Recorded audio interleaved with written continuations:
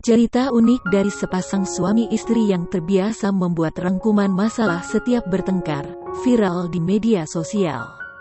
Membuat rangkuman ini digunakan kedua sejoli itu sebagai cara berkomunikasi saat mereka bertengkar. Sosok suami istri ini terungkap pertama kali pada video akun TikTok @vinasahar. Suami istri asal kota Solo ini terbiasa membuat rangkuman masalah ketika bertengkar sejak awal menikah.